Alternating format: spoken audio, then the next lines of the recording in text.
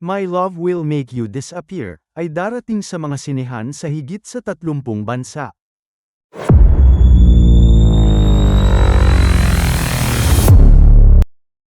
Ang romantic comedy film ni Kim Chu at Paolo Avellino na My Love Will Make You Disappear, ay nakatakdang ilabas sa 34 na bansa.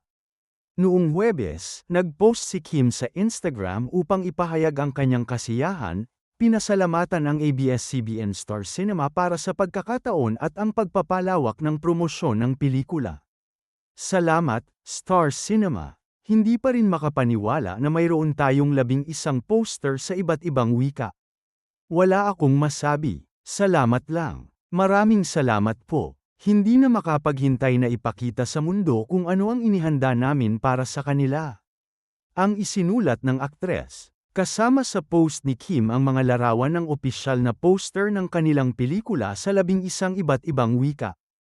Orihinal na nakatakdang ilabas noong Pebrero, muling itinakda ng Star Cinema ang lokal na premiere ng My Love Will Make You Disappear sa ika-26 ng Marso upang bigyang daan ang mga pagkakataon sa pagpapalawak sa merkado ng Hilagang Amerika, ayon sa ulat ng ABS-CBN News. Susundan ito ng mga internasyonal na screening sa Australia, New Zealand, Singapore, Malaysia at Brunei sa ika-27 ng Marso. Pagkatapos ay ipapalabas ito sa Estados Unidos, Canada, Saipan, Guam, Hong Kong at Macau sa ika-28 ng Marso. Ang mga manunood sa Italia, United Kingdom, Irlanda, Malta, Finland at Pransya ay maaaring panuorin ang pelikula simula ika-29 ng Marso, habang ang pagpapalabas sa gitnang silangan ay nakatakdang sa ika-30 ng Marso.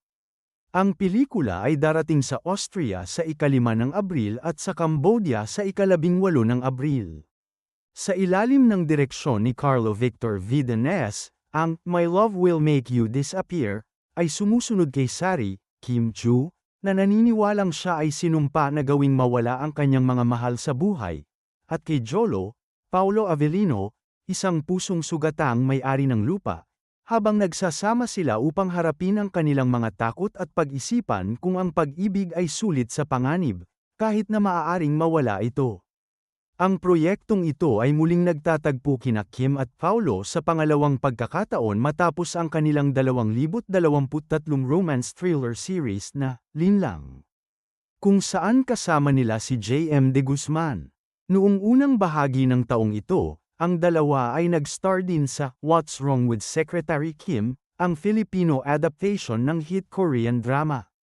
Sa press con ng pelikula noong Miyerkules, sinabi ng dalawang bituin na hindi nila inaasahan na magtatrabaho sila sa isang proyekto, lalo na magiging malapit pa sila sa isa't isa.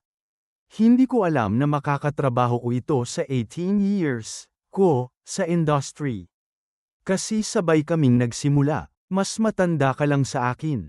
Sabi ni Kim, ang aktres, na pumasok sa showbiz sa pamamagitan ng reality show ng ABS-CBN na Pinoy Big Brother, ay idinagdag na pinapanood lang niya si Paolo sa Starstruck, ang reality artista search sa dating karibal na network na GMA7. Pinapanood na kita sa Starstruck. Sumasayaw ka pa noon. Actually, bumoto ako, para sa'yo. Ang parehong damdamin ay ibinahagi ni Paolo.